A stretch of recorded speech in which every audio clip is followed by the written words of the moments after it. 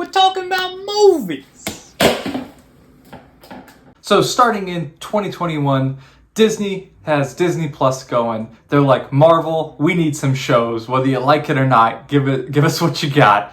And the onslaught of mediocrity ensued. Now, there have been some good shows. A lot of them have been very mid. Some have been pretty bad.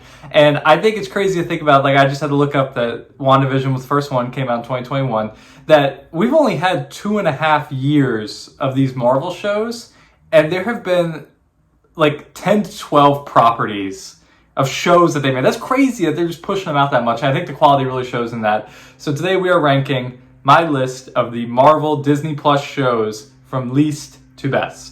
So disclaimer as we start, I Am Groot does not count. It is little 5-minute shorts. I think there's only 5 of them. If that's not a show to me, that's just something they made. So I Am Groot does not count in this list.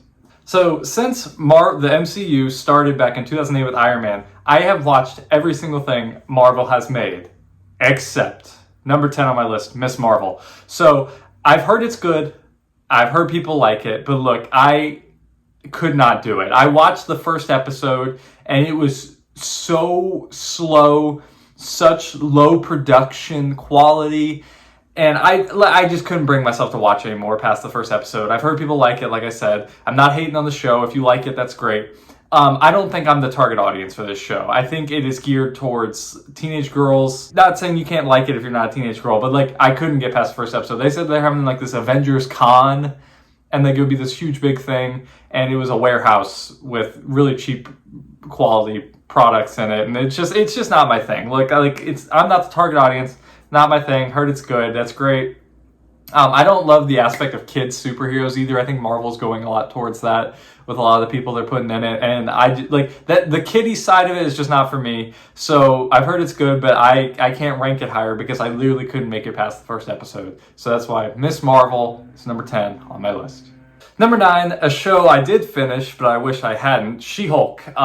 This is just a really bad show. Like, the people in it, like, when you think of it that this show is in the MCU, everything that happens in it makes no sense that this isn't the MCU, because everybody just acts so goofy. Like, all this stuff is happening, and people are just falling out of windows, and, like, it's just goofy. And, like, I thought the CGI of She-Hulk looked really bad. I would have liked the show a lot more if she just stayed in the human form the whole time, because watching the CGI She-Hulk really took me out of the show. It was really bad. I think it's hilarious that you go from 2008 Iron Man killing terrorists in the Middle East to She-Hulk twerking in an office with Megan Thee Stallion. Like, it's just ridiculous. Also not my thing. I did think the Daredevil stuff was good. I like that they brought him back in there. Charlie Cox's Daredevil is great. But the show is it's not funny. The end thing with the Hulk where they have his son with the awful haircut is dumb. I wish they would get the Hulk back to like Savage Hulk. Maybe one day they will. But yeah, this is just a really bad show. And the ending is terrible where she like goes out of the show and goes to the Marvel like studios and talks to robot Kevin Feige. So bad.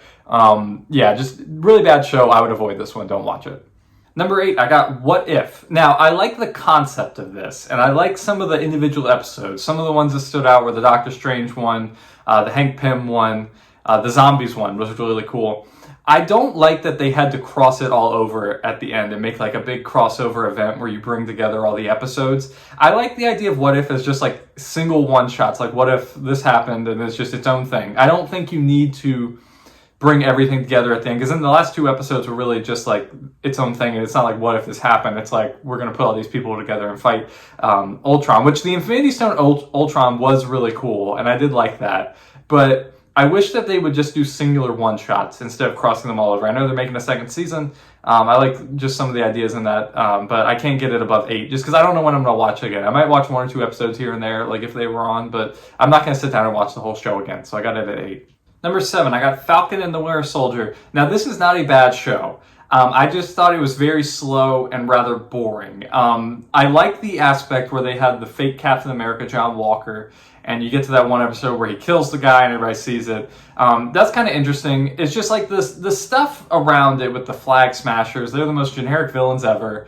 I like the stuff with Sam and Bucky, but like the show is just really slow. And I don't know when I would go back and watch it again. Same thing with this one. I think it's cool they're going to have John Walker in the Thunderbolts movie coming up. and obviously Sam is going to be in Captain America 4.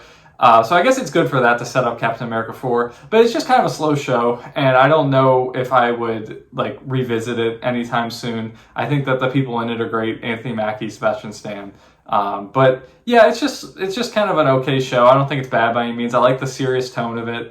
It's a lot less goofy than a lot of the other shows on here. A lot of these Marvel TV shows are really goofy. This one is serious, so if you're looking for something serious, this may be the one for you. But it's not. It doesn't have the super high highs as some of the other shows. All right, number 6, I got Hawkeye. Now, this show is a little more goofy than Falcon and the Winter Soldier, but it's a lot more fast-paced and fun. So, like, Falcon and the Winter Soldier might be technically, like, a better, quote-unquote, show, but, I mean, Hawkeye, I like the Christmas theme of it, that it was set around that time in New York. I think that's just pretty fun. I thought that Kate Bishop and Hawkeye worked well together as a team. I like that they don't just, like, get rid of Jeremy Renner and have her. I like that they're going to be a team and work together.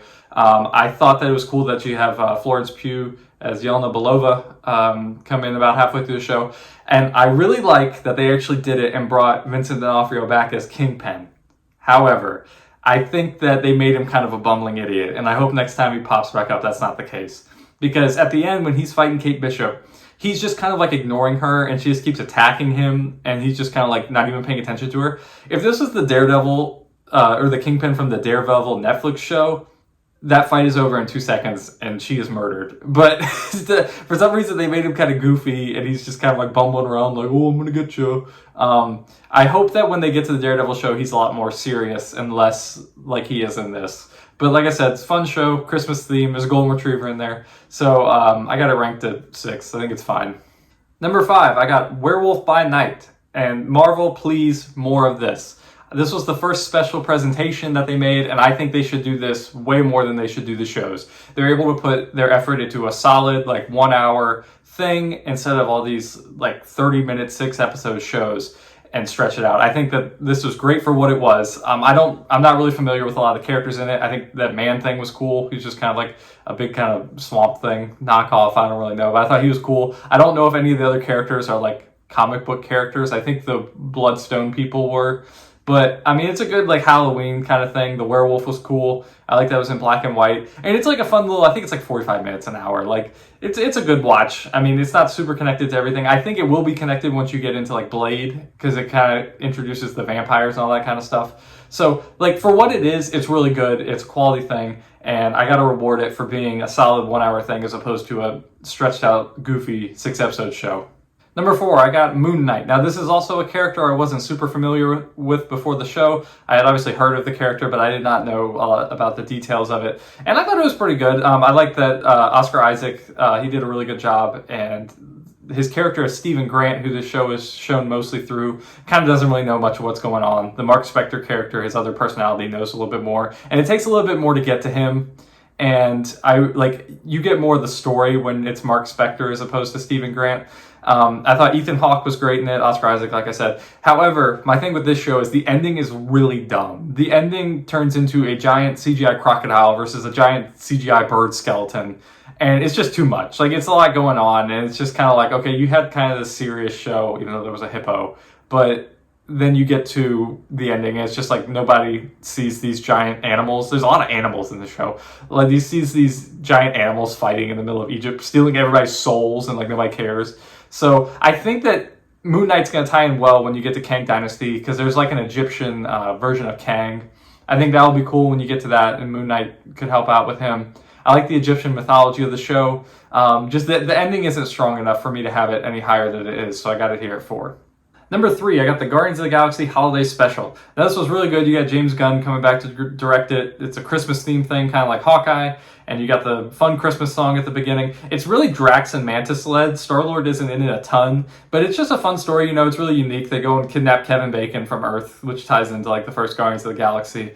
And, like, it's just really well made. It's, like, it's a short thing, 45 minutes to an hour. And it's just a good Christmas story. You get some good, like, tidbits in there about how, like, Mantis is really Drax, or Star-Lord's, like, half-sister, I guess. Which I guess will tie into the third Guardians of the Galaxy coming out soon. So, I mean, it's really fun. It's a good show. It doesn't have, like, a ton of, like, weight to it, I guess, in the sense of the MCU.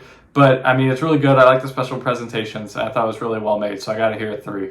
So, apart from the 2 special presentations, I think there have really only been 2 good Marvel shows that have been made. So number 2, I got WandaVision. This was the very first one that came out, and for the longest time, everybody said it was the best one. And I think it is pretty good. It keeps you guessing for a lot, kind of what's going on. It's a lot of mystery to it. Like, you don't really understand for the first, like, 6 or 7 episodes, like, really what is happening, what is going on. I think for how unique the show is, though, the ending is very Marvel, let's shoot CGI lasers at each other. Like, I think they could have come up with a better ending that would have maybe fit the show a little better and be a little more unique. But I think Wanda's really good in this, Vision's really good in this, and it sets up Doctor Strange 2 really well, where Wanda kind of has her villain turn, looking to get her children back. So yeah, this one actually is pretty good. I like it. I like that they have Randall Park in there as Agent Wu, and you get Darcy back from the Thor movies. So, I mean, like, this one I would recommend watching. It's really good, but I think the ending leaves a little bit to be desired.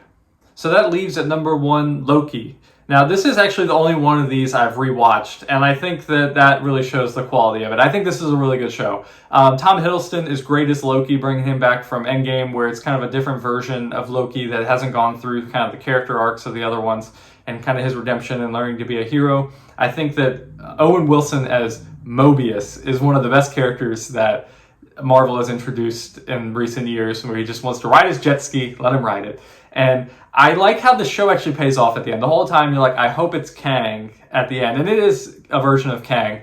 So I think that ties really well into the upcoming Avengers movies, obviously Ant-Man 3. And this is the only live action show that has been greenlit so far for a season 2. And I think there's a reason for that. I think that, 1, it was the best quality one. 2, I think Loki is actually going to have a lot to do with the upcoming Avengers, Kang Dynasty, and Secret Wars movies, which I think is pretty neat that you have all these heroes, but then you tie Loki back into it, who died in Infinity War. Season 2 coming up has already showed he's going to be dealing with different versions of Kang a lot.